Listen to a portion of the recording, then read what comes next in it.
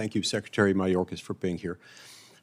I'm troubled by a number of things, including some exchanges you had a few minutes ago with a couple of my colleagues, one in particular dealing with your definition of operational control. This wouldn't trouble me quite the same way that it does, but for the fact that this isn't just a casual term of art that people throw around. Nor is it a term that made its first appearance with your service at the Department of Homeland Security. This is a statutorily defined term of art.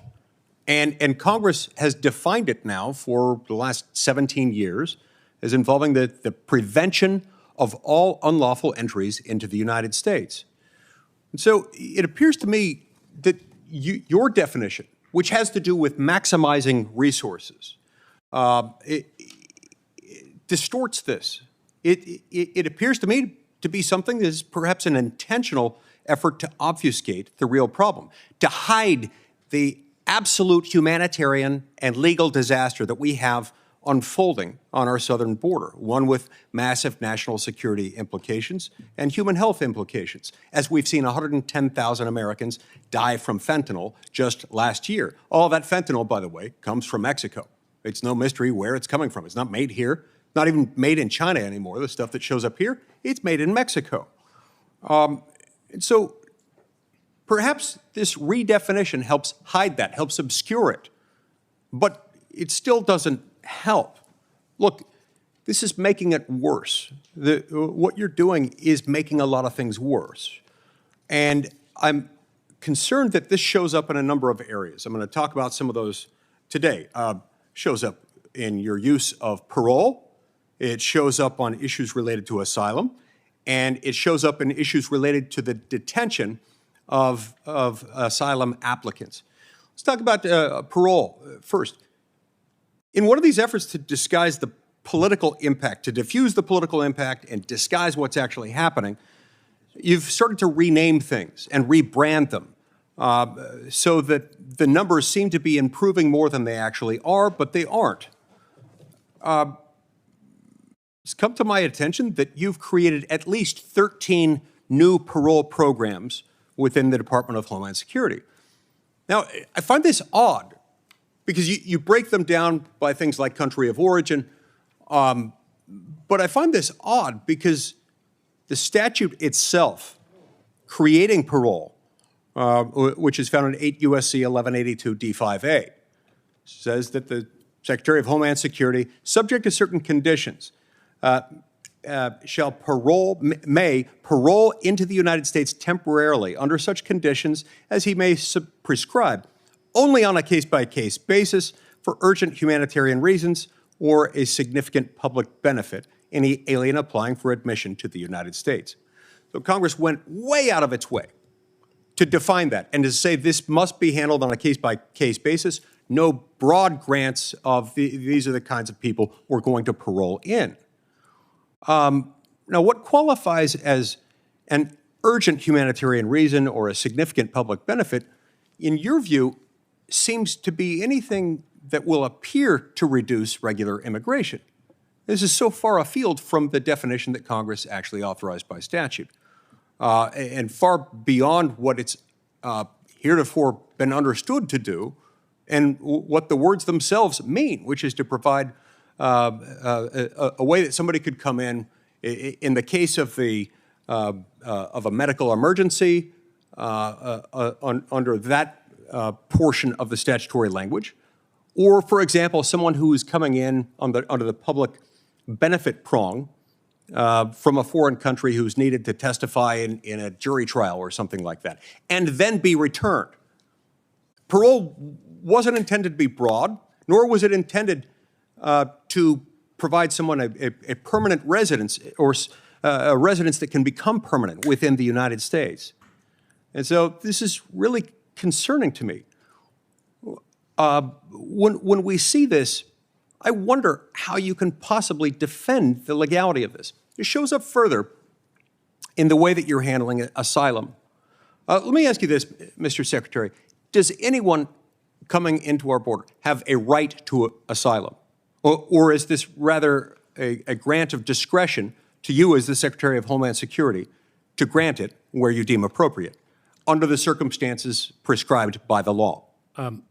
Currently, Senator, we are exercising the public health authority of Title 42, and under Title 42, a claim of asylum cannot be made. The individual is expelled under that public health authority, and irrespective of the facts. So let's put that aside. I know you want to talk about Title 42. Title 42 is going away in a few weeks. So then an individual who arrives at our border may claim fear of persecution by reason of their membership in a particular social group. I get that. I know the standard. I'm asking you, is it a right or is it an act of discretion on your part? Because remember, the language says the Secretary may grant them asylum. May. May is not shall. So is it discretionary or is it mandatory on your part? We have the ability to make a discretionary decision with respect to the grant of asylum based upon the factors that we evaluate. Okay. Now, I have something to say about parole, but perhaps sure. a question's not If we've got time to that, I want to talk about this first. Within your exchange with one of my colleagues, I think it may have been Senator Graham earlier, you seem to concede, at least for purposes of discussion, that most asylum applicants don't get in, and that the number may be something like 9 out of 10 who don't get in. I know it varies from country to country, but it's more or less 9 out of 10, or some large number, some large percentage of asylum applicants are not eligible to come in. Is that right? That is correct. That the number who qualify under the initial threshold of credible fear is larger than the number of individuals who actually ultimately succeed in their final asylum adjudication. Right. In fact, federal law... That's purposeful by design of the statutory framework. Under 8 U.S.C. Section 1225b1, an alien awaiting an asylum determination, a ruling on his or her asylum application, is subject to mandatory detention. It says that the alien shall be detained pending a final determination of credible fear of persecution, and if found not to have such fear, until removed. And yet, you're not currently detaining all asylum applicants, are you? Senator, I believe this very issue is a subject of ongoing litigation.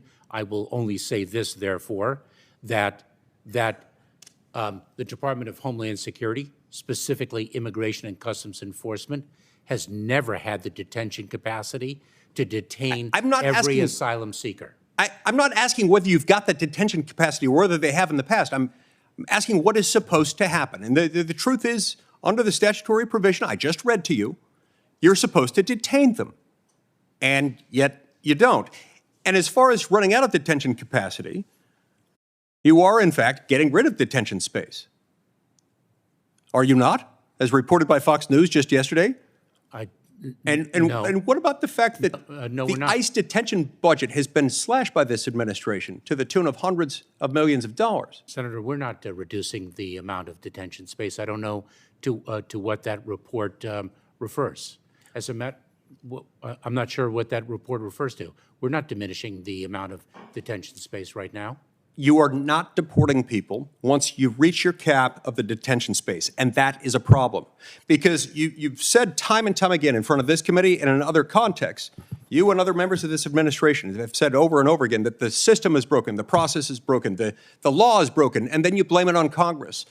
Well, maybe that's good if what you're wanting to do is advocate for some kind of reform that involves amnesty.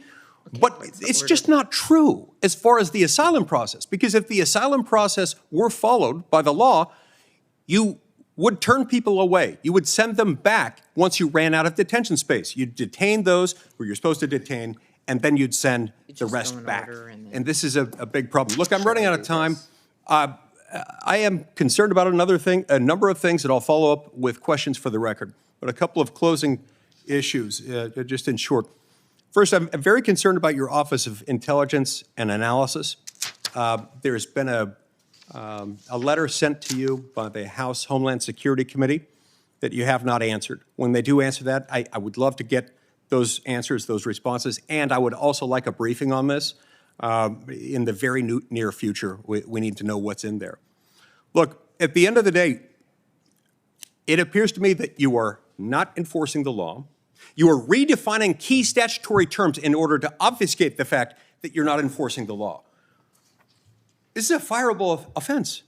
Your department has spent an enormous amount of money preparing for impeachment proceedings, like $3 million preparing for impeachment proceedings. Could it be perhaps that they know that you have been doing this, that you've been redefining statutory terms, failing to enforce the law? That seems removable to me. Thank you. Senator, I respectfully disagree with you, and I look forward to the opportunity to addressing your concerns. Thank you, Senator Lee.